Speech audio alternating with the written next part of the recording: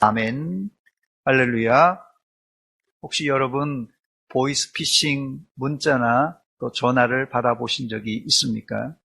저는 며칠 전에 서울에 있는 막내에게 문자가 왔는데 아빠 핸드폰을 잊어버려서 컴퓨터로 문자를 보냅니다.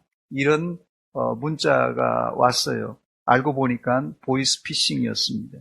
아마 여러분들도 이런 전화나 문자를 받아보신 적이 있을 것인데 의외로 이 보이스피싱에 넘어가서 현금을 송금하는 경우가 많은데 요즘 들어서 부쩍 늘었다고 합니다. 그 이유는 수법이 아주 교묘해졌기 때문에 그렇다고 합니다.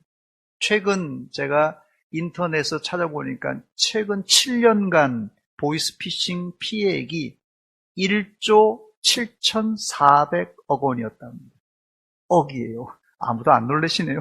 1조 7,400억 원. 전 상상이 안 가는데 피해액이 이렇게 많은 이유를 전문가들은 10년 전에만 해도 해외에서 그냥 조선족들이 그냥 조선족 말로 이렇게 전화를 떠듬떠듬 해도 그때는 10년 전에는 몰라서 넘어갔는데 요즘은 그렇게 해서는 절대 안 넘어간다고 합니다. 그런데 지금도 잘 넘어가는 이유는 지금은 아주 치밀하고 조직적으로 하기 때문에 멀쩡한 사람도 넘어간다고 합니다. 여러분들도 이런 전화나 문자를 조심하시기 바랍니다. 오늘 저는 모압 왕 발락과 이방 선지자 발람의 꼬임이라는 제목으로 여러분과 함께 말씀을 나누기를 원합니다. 이 꼬임이라는 단어 때문에 제가 이런 보이스피싱 이야기를 한 것입니다. 기본적으로 이 모압 왕 발락과 또 이방 선지 이 발람은 사탄의 손에 붙들린 사람들입니다. 이들은 사탄의 조종을 받는데 그 기본 전략이 뭔 줄 아십니까? 사탄의 기본 전략은 거짓말입니다. 왜냐하면 사탄은 거짓의 아비이기 때문에 그렇습니다. 첫 번째 오늘 본문에 발락과 발람이 언제 이스라엘에게 나타났습니다. 이게 아주 중요한데요. 언제 이 발람과 발락이 이스라엘에게 나타났냐는 것이에요. 오늘 본문은 이스라엘이 출애굽한 지 39년 차에 일어난 일입니다. 장소는 모압 평지이고 가나안 땅이 코앞에 보이는 곳입니다. 이제 이스라엘은 마음만 먹으면 요단을 건너 가나안 땅에 들어갈 수 있는 상황입니다. 저는 이런 상황을 토끼와 거북이 경주 비유로 들고 싶습니다. 토끼와 거북이가 막 달리기 경주를 하죠.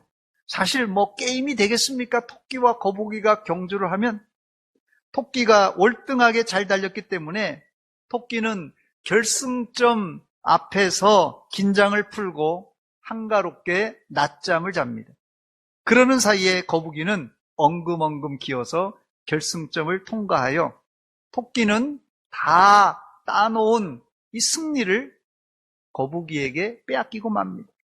이스라엘은 지금 39년 차 광야에서 사실 39년 동안 우리가 지난 시간에도 봤지만 계속 넘어졌지만 그래도 여기까지 잘 왔습니다. 이제 결승점이 눈앞인데 토끼처럼 긴장을 풀고 있을 때 누가 왔다고요? 사탄이 시험을 걸어왔습니다. 시험은 언제 오는 것입니까? 여러분, 시험은 언제 옵니까? 이제 다 왔다. 긴장을 풀고 있을 때 사탄은 귀신같이 알고 공격해 들어옵니다. 여러분 가운데 이제 나는 자녀들 다 결혼시키고 할 일 다 했다 생각하는 분이 있습니까? 우리 학생들 같은 경우는 고3들이 지난주에 나 시험 봤으니까 이제 다 끝났다. 이게 항상 어떤 큰 어려운 일을 잘 마치고 났을 때 요때 딱 시험이 올 때입니다. 긴장을 풀 때 마귀가 꼭 그 긴장을 푼 틈을 타서 우리에게 틈타는 것입니다. 여러분들은 하나님 나라 갈 때까지 믿음의 긴장을 풀지 마시기 바랍니다. 저를 한번 따라서 하시기 바랍니다. 영적 긴장을 풀지 맙시다. 영적 긴장은 우리가 하나님 나라 갈 때까지 풀면 안 됩니다. 불행히도 이스라엘은 마지막 시험에 넘어가고 말았습니다. 우리 가운데도 고지가 바로 저긴데 목표 지점 코앞에서 영적 실패로 천국에 들어가지 못하는 사람들도 있습니다. 사실 있을 정도가 아니라 상당수 많은 사람이 영적 고지 바로 코앞에서 중도 하차하는 경우가 있습니다. 그래서 축구 경기에서도 전후반 90분이 끝나고 심지어는 추가 시간, 이 주심이 호루라기를 불기 직전까지 승리를 장담해서는 안 된다는 축구 이런 격언이 있습니다. 오늘 본문의 이스라엘은 모압 왕 발락이 사주하는 이 선지자 발람의 유혹에 넘어가 마지막 광야 생활을 매끄럽게 마감하지 못합니다. 표면적으로는 발람의 꼬임에 빠져 음행하다가 시험에 빠진 것이지만 더 본질적인 문제는 하나님께서 가나안 땅에 들어갈 자와 또 들어가지 못할 자를 나누시는 이 땅의 일종의 심판이라고 보면 될 것입니다. 현재 이스라엘이 어디에 서 있습니까? 모압 평지입니다. 본문 1절입니다. 이스라엘 자손이 또 길을 떠나 모압 평지에 진을 쳤으니 요단 건너편 곧 여리고 맞은편이더라 그랬습니다. 본문에 이 모압 평지라고 기록되어 있는데 이 모압 평지는 좁은 의미에서는 지금 말씀드린 대로 요단 동편, 바로 요단강 건너편 동쪽 편에 이르는 말이고, 넓은 의미에서는 이 모압 본토를 이제 의미하는 말입니다. 모압 평지를 이해하려면 이 모압 땅의 특수성을 이해해야 되는데, 이 모압은 사방 가로 세로 이 48km이고요. 넓이가 평균 고도가 해발 1097에서 1305m입니다. 이게 1000m가 이상 되는 고도예요. 여러분이 한번 생각해 보세요. 우리나라 땅에 1000m 이상 되면 약 험산줄령이라고 생각하는데 거기는 특징적으로 1000m가 넘는데도 평평한 평지가 특징입니다. 예를 들어서 이 마다바, 이 메드바라는 도시는 해발 700에서 800, 조금 낮은데요. 그런데도 그 도시가 아주 평평합니다. 지도를 제가 한번 준비했습니다. 지도를 한번 보시기 바랍니다. 예, 저기가 지금 사해바다 바로 오른쪽이 지금 모압, 또 모압 평지라 저렇게 글씨가 잘 안 보이는데요. 저렇게 되어 있습니다. 사진을 또 하나 준비했습니다. 저게 모압 평지입니다. 저게 여러분 1000m 이상의 고도에 저런 평야가 있으리라고 상상합니까? 또 하나 사진 보여주시기 바랍니다. 예, 저렇게 모압 평지가 저렇게 예쁜 평지가 나옵니다. 저게 700m, 800m, 1000m라고 상상이 안 가지 않습니까? 됐습니다. 사실 이스라엘이 모압 평지를 보고는 마음이 약간 흔들렸을 것입니다. 이제까지 이 광야를 40년간 돌아다니며 이제까지 척박한 땅만 보았다가 이 모압에 와서 보니까 그래도 땅도 괜찮고 여기는 그래도 먹고 살만하구나, 그런 곳이거든요. 그래서 나중에 르벤과 갓과 므낫세 절반 지파가 이 땅을 차지해서 살게 됩니다. 두 번째, 그렇다면 모압 왕 발락은 어떤 계략으로 이스라엘을 유혹했습니까? 모압 왕 발락의 계략은 두 단계로 나누어지는데, 첫 번째 단계는 발람 선지자를 불러서 이스라엘을 저주하게 한 것입니다. 두 번째 단계는 이스라엘에게 우상 숭배하고 여자들과 통혼하게 함으로 이스라엘을 영적, 성적으로 더럽힌 작전이었어요. 첫 번째 작전은 하나님이 막으심으로 실패했지만, 두 번째 작전은 예상했던 것보다도 더 훨씬 성공해서 이스라엘은 마지막 관문인 모압 평지에서 많은 사람들이 죽임을 당하고 맙니다. 첫 번째 발락의 계략은 이방 선지자 발람을 불러와 이스라엘을 저주하게 한 것입니다. 본문 2절과 3절입니다. 십볼의 아들 발락이 이스라엘이 아모리인에게 행한 모든 일을 보았으므로, 3절입니다. 모압이 심히 두려워하였으니 이스라엘 백성이 많음으로 말미암아 모압이 이스라엘 자손 때문에 번민하더라 그랬습니다. 모압 왕 발락이 가만히 보니까 듣도 보도 못한 민족이 애굽에서 나와서 가나안 땅을 향하여 가는데, 2절에 뭐라고요? 발락이 이스라엘이 아모리인을 멸절시킨 것을 보았고 3절에는 이스라엘 백성들의 수가 많은 것을 보고 두려워 떨었다고 말합니다. 또 4절에 보니까는 이스라엘은 마치 소가 밭에 풀을 뜯어먹은 같이 자신들의 사방의 민족들을 다 모조리 뜯어먹는 것을 보고는 이 모압도 이스라엘에게 잡혀 먹을까봐 염려해서 번민에 빠진 것입니다. 이스라엘이 무너뜨렸던 이 바로 모압 옆에 있었던 이 아모리 나라는 왕도가 있었던 나라로서 모압과 거의 맞먹는 큰 나라입니다.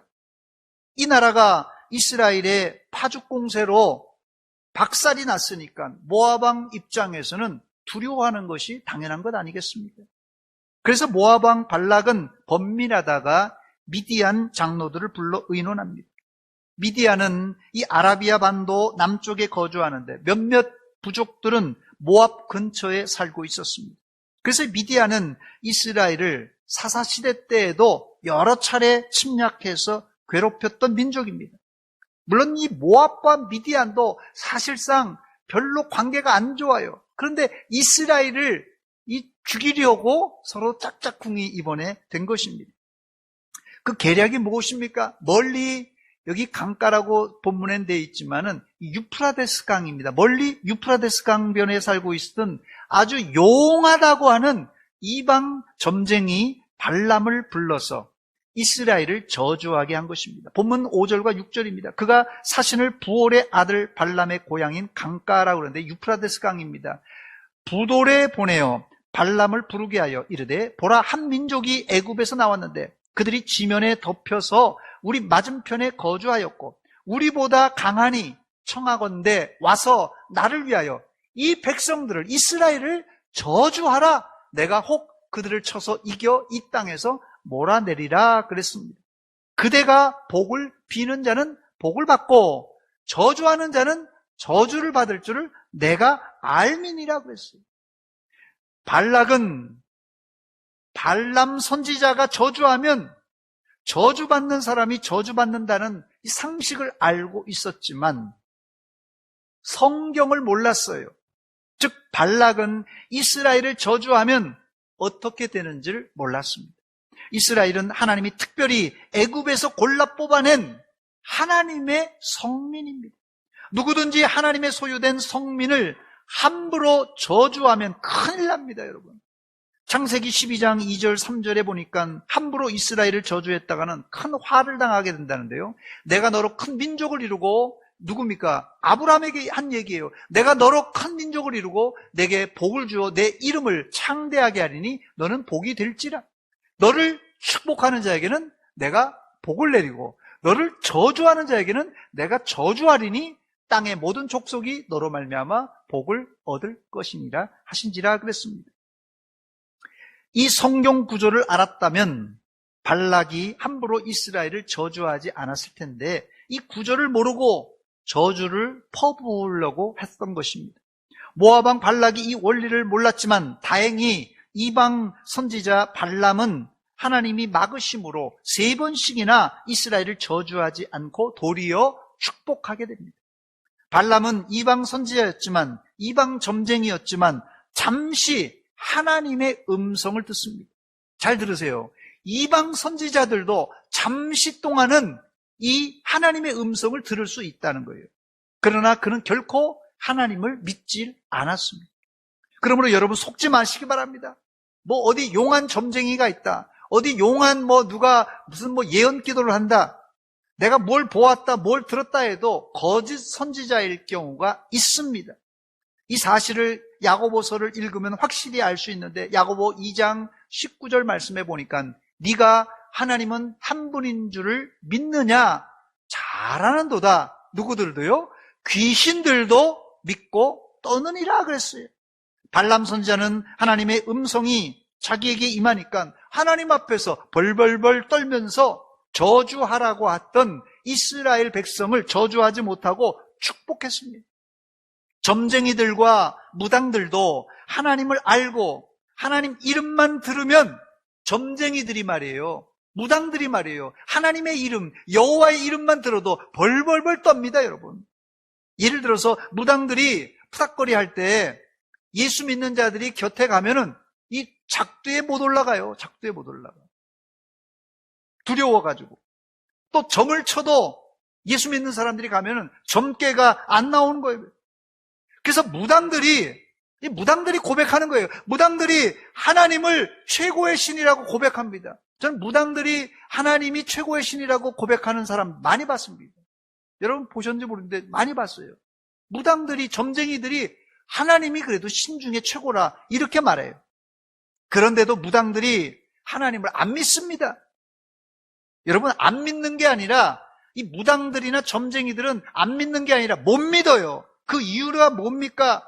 예수 믿으면 자기가 이제까지 섬기던 잡신들, 귀신이 자기를 해코지할까봐 뭐 밤에 나타나서 막 꿈속에 괴롭히고 막 우환을 주고 막 이렇게 해코지할까봐 두려워서 하나님을 못 믿는 것이. 발람 선지자도 똑같은 케이스입니다. 그는 모압 왕 발락의 사주를 받았지만 이스라엘을 저주할 수 없었고 도리어 3번씩이나 축복했습니다. 축복한 내용이 민수기 24장 5절로 7절에 나옵니다. 야곱이여 내 장막들이, 이스라엘이여 내 거처들이 어찌 그리 아름다운고. 저주하라고 그랬는데 너무 아름답다고 그래요. 벌어짐이 골짜기 같고 강가의 동산 같으며 여호와께서 심으신 침향목들 같고 물가의 백향목들 같도다. 그 물통에는 물이 넘치겠고 그 씨는 많은 물가에 있으리로다. 그의 왕이 아각보다 높으니 그의 나라가 흥왕하리로다.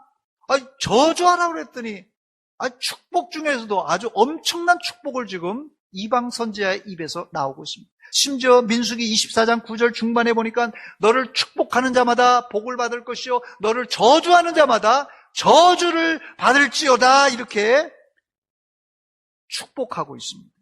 하나님이 아브라함에게 했던 그 축복을 이방 점쟁이 발람의 입을 통하여서 하고 있어요.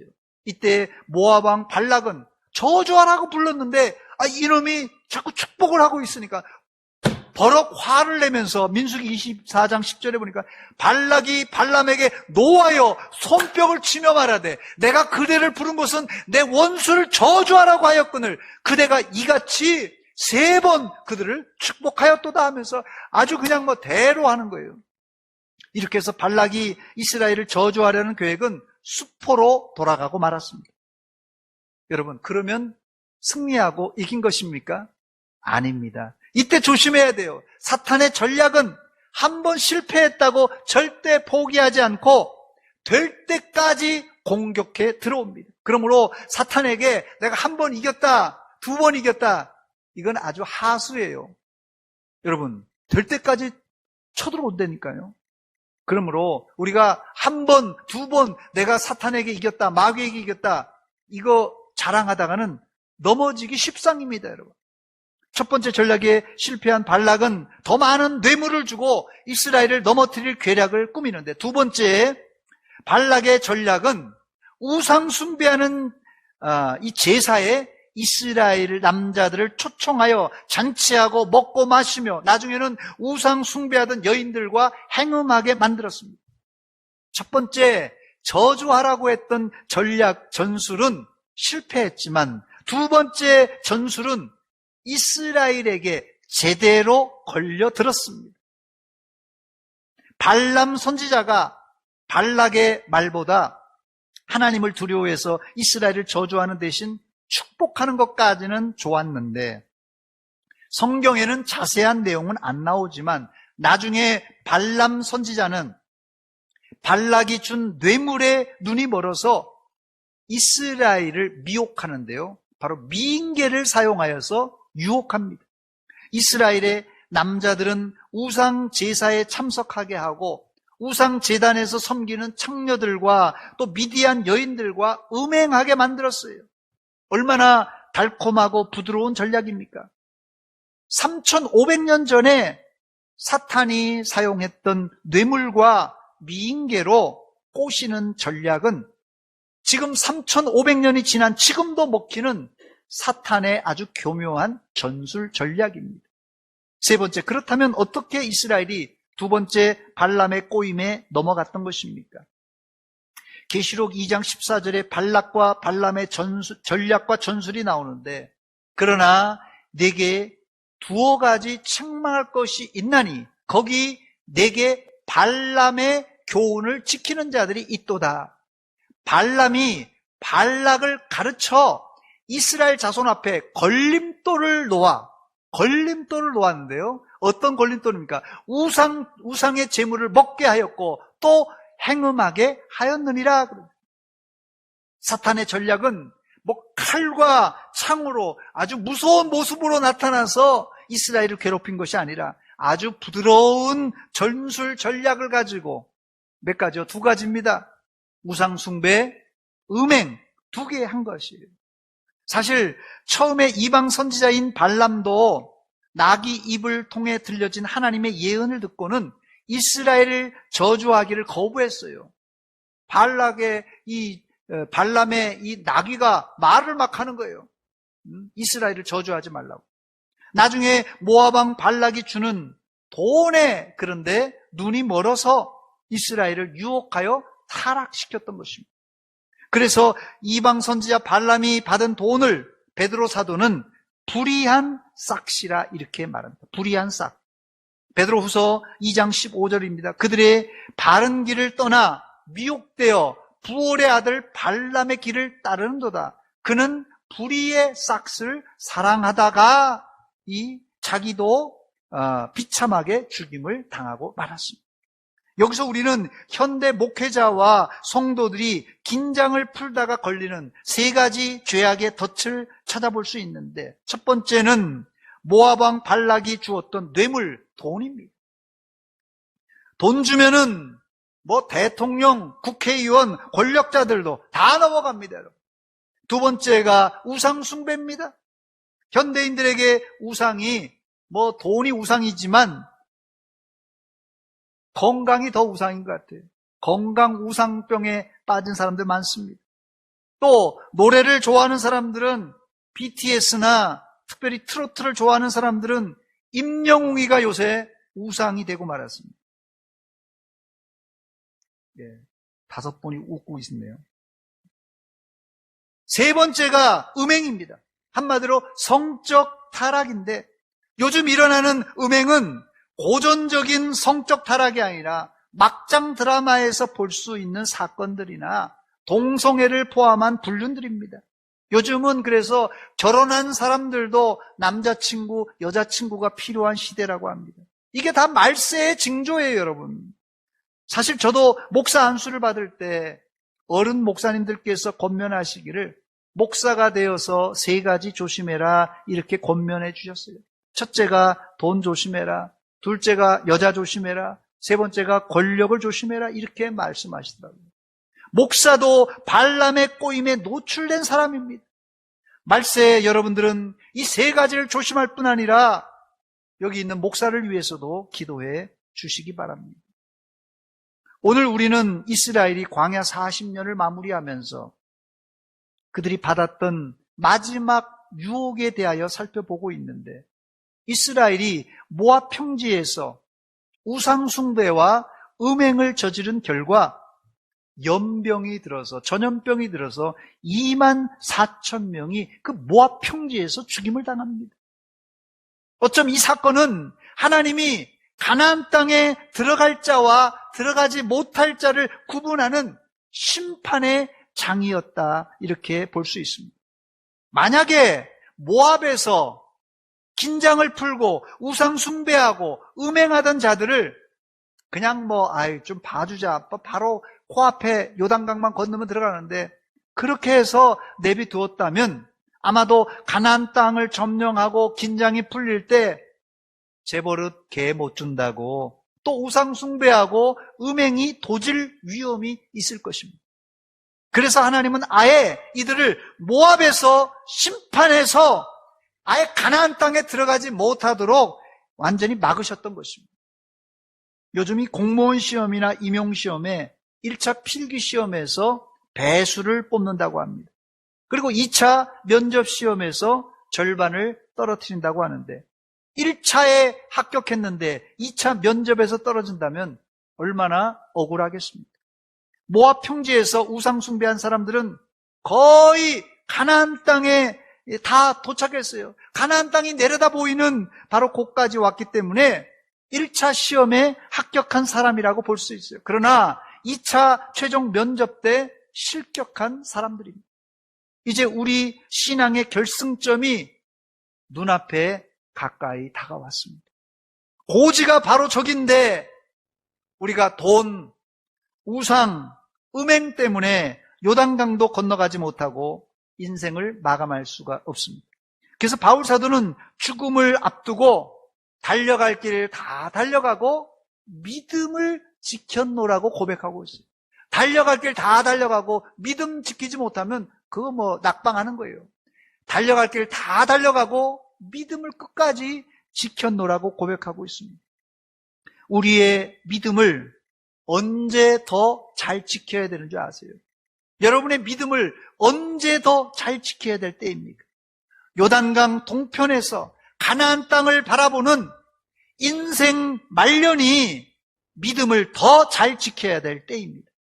여러분들은 마지막까지 믿음의 경주를 잘해서 천국에서 면류관 받는 성도들이 되시기를 주의 이름으로 축원합니다.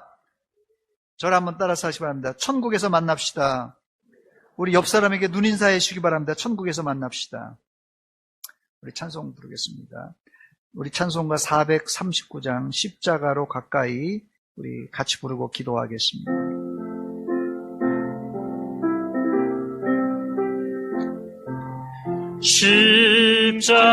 십자가로 가까이 나를 이끄시고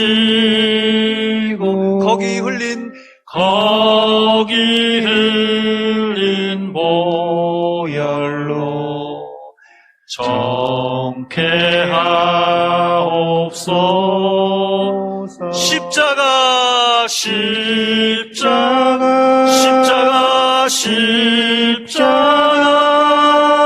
무한 영광일세. 요단강을 건넌 후 요단강을 건넌 후 영원하시고 4절입니다. 십자가에 가까이 십자가에 가까이 이제 거의 다 왔습니다. 의지하고 서서 천국 이를 때까지 항상 머물겠네. 항상 머물겠네.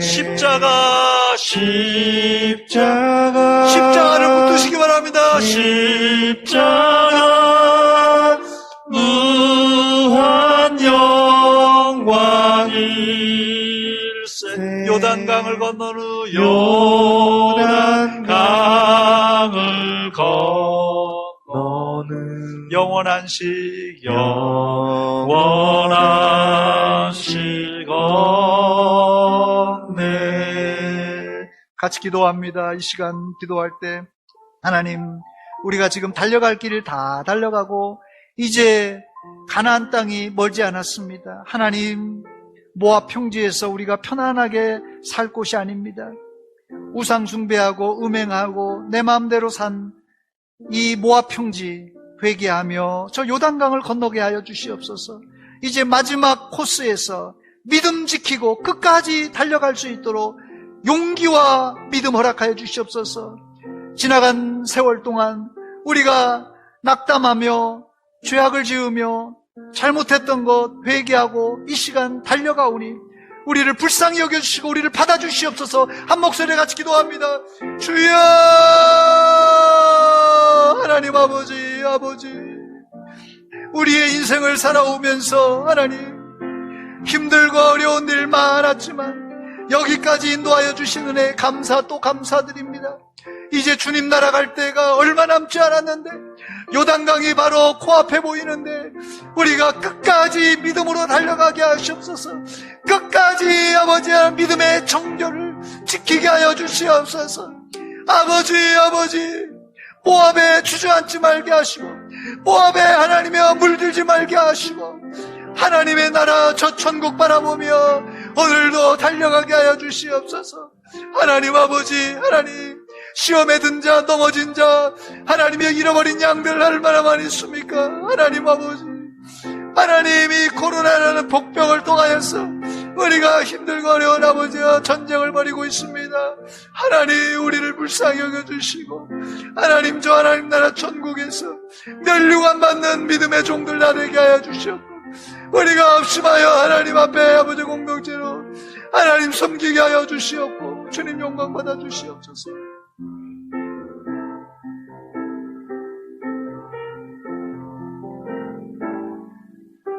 주 아버지, 하나님 우리 아버지, 은혜와 사랑 감사드립니다. 저희들 인생을 살아오면서 고비고비마다 하나님께서 도와주셔서 여기까지 인도하여 주신 은혜 또 감사드립니다. 이제 저 하나님의 나라 천국, 가나안 땅이 코앞에 보이는 곳입니다. 마지막까지 믿음의 경주를 잘하게 하시되 믿음과 또 열정을 가지고 주님께 달려가게 하여 주시옵소서. 혹시 우리 주변에 요단강 건너가지 못하고 낙심하고 쓰러지고 죄악에 빠져서 하나님 주저앉아 있는 형제들이 있습니까? 또 코로나라는 복병 때문에 하나님 힘들어하는 자들이 있습니까? 저들을 하나님 일으켜 세워주시고 우리가 함께 공동체로 요단강 건너 하나님의 나라 들어갈 수 있도록 도와주시옵소서. 예수님의 이름으로 기도하옵나이다. 아멘.